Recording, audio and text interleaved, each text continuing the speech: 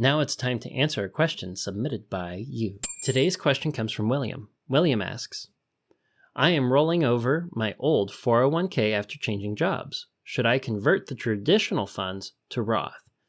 That is an excellent question, William, and I'm very glad that you asked it. Before we dive into answering your question, I want to give a little bit of background on 401k conversions for the sake of everybody listening. When you leave a job and you have a 401k or a 403b, you probably had traditional funds in it. There are options out there to have a 401k that includes Roth money or a Roth 401k. But these options are not available at every employer. And even if you are investing your contribution as Roth, your employer is probably investing their match as traditional funds. Reason being, that's the way that they get a tax break. So let's back up. The employer contribution is always going to be made as traditional money. So if you leave a job, you go get another one, and you're looking to roll over your retirement monies, you're always going to have a traditional component in there. What's the difference between traditional and Roth? A traditional money is tax deferred. So you get a tax break now. If it's your employer's contribution, they get a tax break now. And you will have to pay taxes when you pull that money out in retirement. If the money being invested is invested into a Roth account, which has annual contribution limits, well, that money is not tax deferred. You already pay taxes on it today. You can't take a tax break when you file your taxes in April. So the money that grows in a Roth account will not be taxable when you pull it out. The benefit of having a traditional investment is that you might think your tax rate in the future or your tax bracket is going to be a lower percentage, so you might be able to attain the income at a lower tax rate. However, if you are younger and you leave money in a Roth account, it can grow to something that is significantly larger than your initial contributions.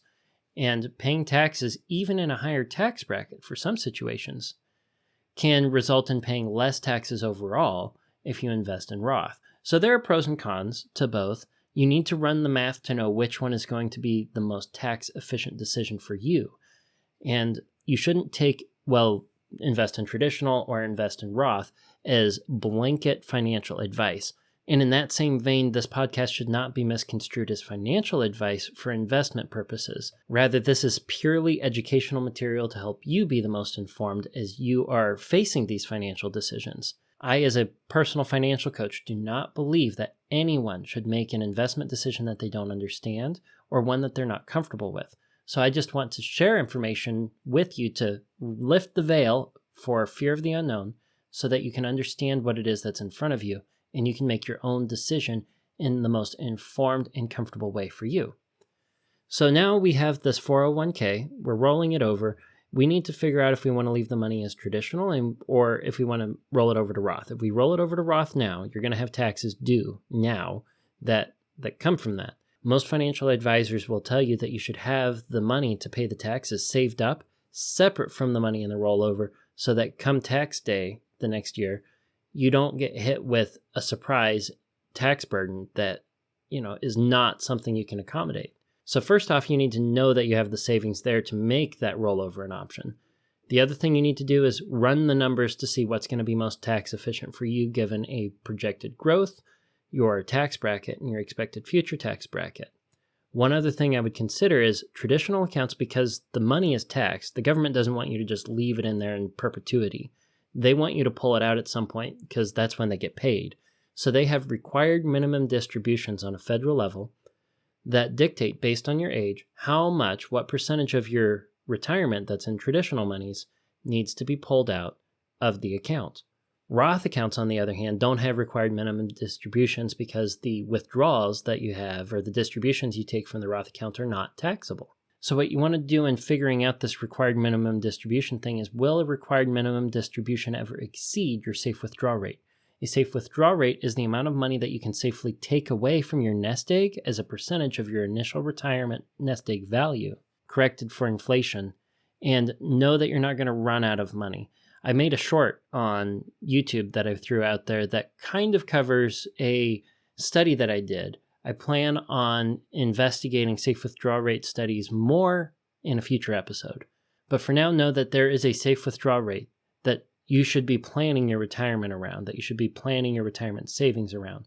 If you look at your Roth money, in your traditional money and say the required minimum distributions as a percentage of my total nest egg at some point is going to exceed my safe withdrawal rate, well, then you don't have control over your withdrawal rate. And you know it's going to put you at a place of higher risk of running out of money than you're comfortable with. So if that's a situation you're in, it might be a good idea to consider rolling the money over from traditional to Roth, at least to the point where you know your required minimum distributions in the future, assuming today's tax law can be projected into the future. It's not, but it's the best we can do. If you make that assumption and you say, well, I don't want to deal with these required minimum distributions, well, that conversion from traditional to Roth, if you can afford the tax burden today, might be wise. One last thing to consider. If part of your retirement plan is to save up as much as you can so that you can leave it to the next generation, you can leave that money as generational wealth to your children, well, you want to make sure that you're leaving it in an account format that's going to best benefit them. If you have your money in a traditional account, they can leave that money in the traditional account for the next 10 years. But when they pull the money out, it's going to have the taxes due on it. If you have your money in a taxable or a brokerage account and it's invested, non-retirement account otherwise, the tax basis typically resets when somebody inherits that money. But when they get it, the continued growth from that point forward is taxable. And in a Roth account, if you have a Roth retirement account and you leave the monies in that Roth to the next generation, well, they can leave that money in the account for the next decade, just like the traditional monies. But when they pull it out, it's still not taxable for them. So they can get an extra 10 years of tax-free investment growth from their inheritance if you leave it to them in a Roth account. And they don't have to worry about required minimum distributions that might be imposed on them from a traditionally inherited IRA.